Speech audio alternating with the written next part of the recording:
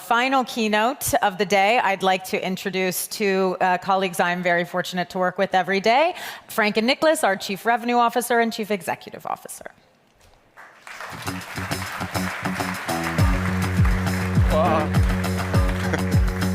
Be safe. I saw this about to happen. Be safe. Yeah. We need to order ourselves here. Yes. Hello, everybody. So stay secure. Yeah. What 2 days, right? Yes. It's very hard to comprehend. We're trying to give you sort of the wrap up. For those of you who have been here last year, this was the two of us trying sort of to recapitulate what we asked you sort of to go through over the last 2 days. We heard it was entertaining, educating, all that. We're trying to recapitulate. I talked to many people and to many of you, and I mean, it was a lot. It was, what I heard, a good pace also. It was also broad enough to get everybody on board. So I think everyone really, all the speakers did a good job, yeah. But I mean, these were action-packed days. Let's have a look again. So how was it? Yeah, how was it? Human Firewall Conference is for us every year, sort of the big thing at the end of the year that we're preparing hard for. And so we were very happy to put together 2 days again of packed content. And we were thrilled by the attendees. We had more than 1,500 attendees, so we 10x'd to last year. We had 3 stages, which is really something for, I may remember everybody, we're not an event organization company, right? So we think we do something also here for the community. We had 47 speakers, thanks to all of you. Sure, some of you are still here. We had great talks, 13 talks, and we had 9 panel discussions. So thanks to all of you for this great concept and the content that was provided. And I think that deserves a round of applause. Yes.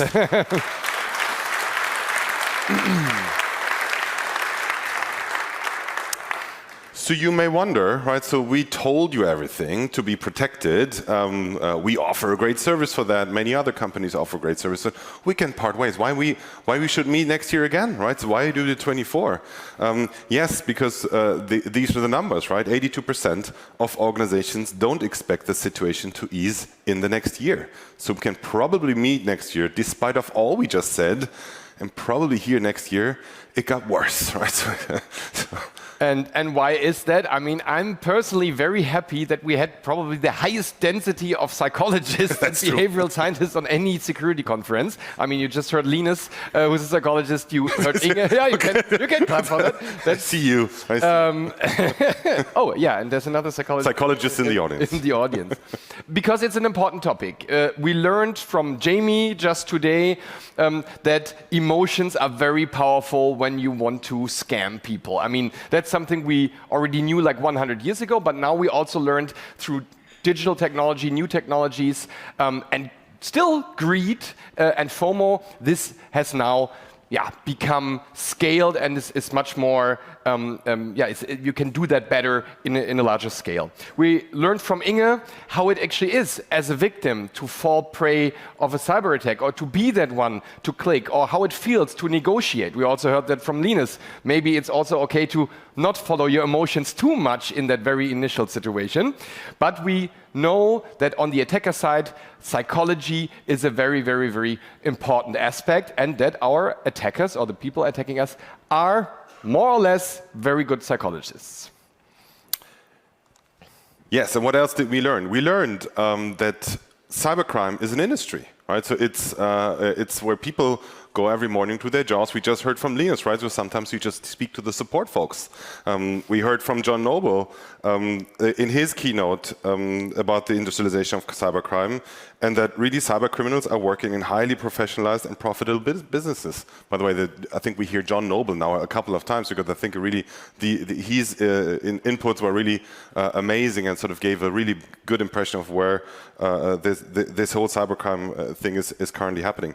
And the same we heard from Inge, who told us about the ransomware as a service and how sort of we have to protect ourselves against that. Also here, Inge I heard that a lot. So thanks for your participation in Northwave again. That was very telling and a super cool input. Yeah, and we talked about artificial intelligence. I mean, I kicked it off with AI at the core, and we specifically didn't want to, show deepfakes again and say like, oh, this is possible, or this is how it could look like. We wanted to talk about what's possible today and how you really can set up a work stream to actually enable spear phishing and social engineering with artificial intelligence. I hope many of you, and I heard the numbers, most of you have visited our Danger Lab. I mean, if you haven't, please do so later after this keynote, because it's a real threat. This is not science fiction anymore. These are real workflows that are most likely currently already being used by cybercriminals. We also heard from Sasha Lobo that AI can also have a positive impact on society, but we also need to stay critical. So this is most likely a topic that you will hear about in the next years, and I hope you won't experience the repercussions of it, but it's here to stay. Yes. Also, we heard, and this is always for me the most interesting part of the Human Firewall conference, what is geopolitics are having to do with our cybercrime evolution. Last year, Katrin Suder told us a lot of things sort of about the geopolitical situation. This year, we even had people in uniform here. We had Tim Zahn from the Bundeswehr here, and John Noble, who also obviously is involved with armed forces. And we learned that the geopolitics have a direct impact on how cybercriminals are motivated, and actually the more we have these conflicts, the more we also see ransomware attacks rising. Also here, John Noble was very key when he shared his experience as a director at the NCSC, how sort of these ransomware attacks are directly connected to these geopolitical situations. Geopolitical situations, not an easy word for a German person, non-native. And I can tell you, I had the same. That's why you gave me the slide. As a little teaser, if you haven't subscribed yet to our podcast, John Noble will be the next guest in the next episode, and obviously we will be talking a lot about geopolitics. We also talked about the specific industries. We had many roundtables, many panels sharing experiences about how to build security culture, about how to get a budget. We looked into various industries, critical infrastructure. I mean, last year there was a little focus on critical infrastructure, but we also learned here that literally every industry can be attacked and is getting attacked. So it's super important to raise your resilience and to improve your posture. I had the pleasure to have a very high-profile panel today where we also talked about what can we do, what do we do as organizations. Took 3 things away. I mean, we talked about many things, but sharing information, another thing that John told us, is super important. So maybe also encouraging you to get out, to reach out, also to your competitors, and share information about attacks, breaches, indicators of compromise. This can only increase resilience in the entire society. We also talked about top management commitment, and we saw the numbers. There is still some way to go, but it improved also through pain, right? Because attacks had been real in the past. And then also one thing I took away when we talk about security awareness and training and security culture, definitely we shouldn't punish, we should more encourage. We should use positive emotions and motivate people versus to scare people. That's a great segue to the next slide, because obviously this is called the Human Firewall Conference. We're talking about human individuals. We hear a lot about psychology, and we have to realize that people are overwhelmed in our current setup, right? So we have a lot of things that are happening in the world that is overwhelming people, not to mention all of it, but the challenging economic times, wars, violence across the world. There's everything is coming up every day in the news. We had a pandemic just as of recently, who still sort of is impacting the people. So we can and learned that people are very quickly overwhelmed, and they need the empowerment, the positive strengthening of the digital self-defense. So not surprisingly also that we learned in Gigi's keynote all about that, and how we as SoSafe also trying to support you. We realized the burnout across security teams that are overwhelmed with the current security challenges. So let's be clear, it's not easy to keep track with the current cyber threat landscape, but I think also this is a place where we learn about it and where we keep supporting exactly that. Yeah, and taking that, we talked about psychology on the attacking side. We have a tool set with behavioral science in our hands to actually make that happen. We heard from Gigi that it has to become your second nature. not to click or to report or react in the appropriate way in the relevant situation. So for that, we need to increase our understanding of our colleagues and to really get into their heads and win their hearts and minds to really motivate them and help them train continuously to do the right thing in the right situation.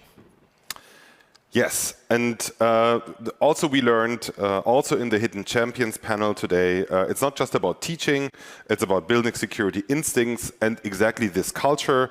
How do you go beyond teaching? How do you shift towards nourishing security cultures? So thank you to all of our customers, not only on stage, but also here in the audience today, also in the exchanges, learning, exchanging knowledge is exactly how we're going to do that is also the reason why we do this. So thanks a lot for coming here and helping us also to adapting basically to this new normal. And you can give a round of applause to yourself here. Thanks.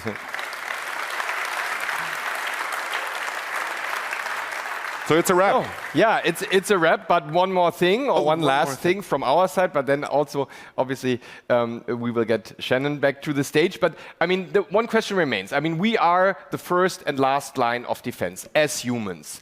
And it's, I mean, we already gave it away. It's super, super important that we are all getting together and exchange and learn from each other to really build that, next generation or current generation of cyber heroes. In order to do that, again, we want to encourage you to take part in our community. So that's the place where we want to do that. So it will, as Shannon told us, involve channels, various channels, a Slack channel, also forums to exchange and to also exchange best practices, to exchange threats. And this is something we want to build here. We want to initiate here to build a community because we heard so many times that this is super, super, super crucial and important. Of all the people who are not holding up their mobile phones right now, I'm assuming you have done it already. So please be part of our community. Use the URL, which is a little bit blurry, but obviously it's also on the website. And then thank you for participating. I mentioned the podcast, obviously. So the next episode will be with John Noble. If you haven't subscribed yet, please do so. I mean, maybe the perfect content for the way home, in the train or in the car. Take whatever you want. Today it's possible. I mean, we will be launching a new episode every week. And stay tuned. It will be super, super exciting. Speaking of. And one more thing. We already said it yesterday. We will do this again. We received already great feedback of all of you. So as in our effort to make this a community, we will see hopefully all of you again next year at HuFiCon 2024. Again in Cologne. I already revealed where we will meet. We will meet at Halle Tor 2. So assumingly we will probably extend the audience again. Let's see if we can do 10x again. Let's see. But you could help us with also, again, registering right now. I heard that we have already a 3-digit number of registrants. So I know that sort of the seats are flying. So make sure you secure your seat. Exactly. And we're very much looking forward to that. Yeah.